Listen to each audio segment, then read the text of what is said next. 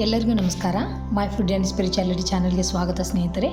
ಇವತ್ತು ನಾನೊಂದು ಭಾಳ ಡಿಫ್ರೆಂಟ್ ಆಗಿರುವಂಥ ಪನ್ನೀರ್ ಮಂಚೂರಿಯನ್ ಮಾಡಕೊಂತೀನಿ. ಭಾಳ ರುಚಿಯಾಗ್ಯವು ಮತ್ತು ನೋಡಿದ್ರೂ ನಿಮಗೆ ಬಾಯಾಗ ನೀರು ಬರ್ತಿರ್ಬೇಕು, ಅಷ್ಟು ಚೆಂದ ಆಗ್ಯಾವಿಲ್ಲ ರೀ. ತಿನ್ನಕ್ಕೂ ಅಷ್ಟು ರುಚಿಯಾಗ್ಯವು. ಬರೀ ಯಾವ ಥರ ಮಾಡೋದಂತ ಹೇಳ್ಕೊಡ್ತೀನಿ ಸರಳವಾಗಿ.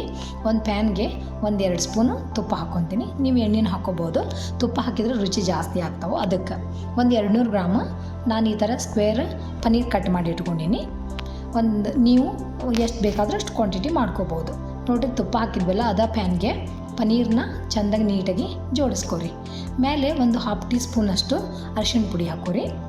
ಆಮೇಲೆ 1 ಸ್ಪೂನಷ್ಟು ಅಚ್ಚ ಖಾರದ ಪುಡಿ ಹಾಕೋರಿ ಆಮೇಲೆ ರುಚಿಗೆ ತಕ್ಕಷ್ಟು ಉಪ್ಪನ್ನು ಸ್ವಲ್ಪ ಉದುರಿಸ್ಕೊರಿ. ಆಮೇಲೆ ಒಗ್ಗರಣೆಯಾಗ ಸ್ವಲ್ಪ ಹಾಕ್ತೀವಿ, ಹಾಗಾಗಿ ಸ್ವಲ್ಪ ಉದುರಿಸ್ಕೊರಿ.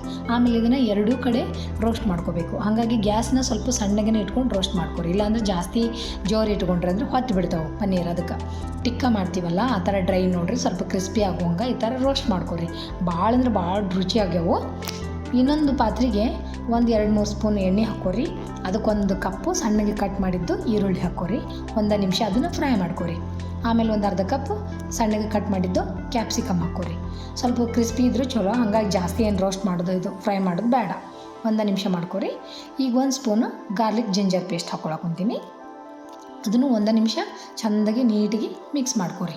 ಈಗ 1 ಸ್ಪೂನು ಗ್ರೀನ್ ಚಿಲ್ಲಿ ಸಾಸು, ಆಮೇಲೆ 1 spoon red chilli sauce, 1 spoon soya sauce ಇಷ್ಟು ಹಾಕ್ಕೊಂಡು ನೀಟಾಗಿ ಮಿಕ್ಸ್ ಮಾಡ್ಕೊರಿ. ಅದನ್ನೆಲ್ಲನೂ ನೀಟಾಗಿ ಮಿಕ್ಸ್ ಮಾಡ್ಕೊಂಬಿಡ್ರಿ.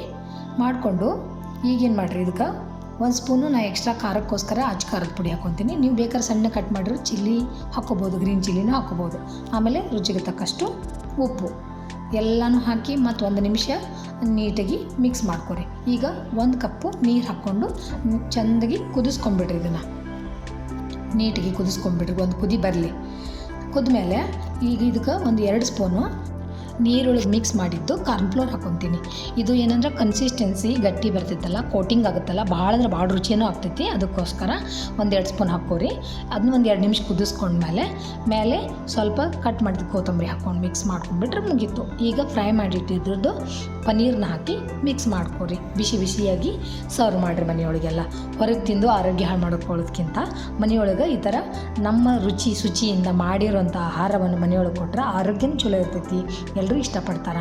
ಹೆಂಗಾಗಿತ್ತಂತ ನೀವು ಒಂದು ಸಲ ಮಾಡಿ ಕಮೆಂಟ್ ಮಾಡಿರಿ. ಥ್ಯಾಂಕ್ಸ್ ಫಾರ್ ವಾಚಿಂಗ್ ಸ್ನೇಹಿತರೆ. ಎಲ್ರಿಗೂ ನಮಸ್ಕಾರ.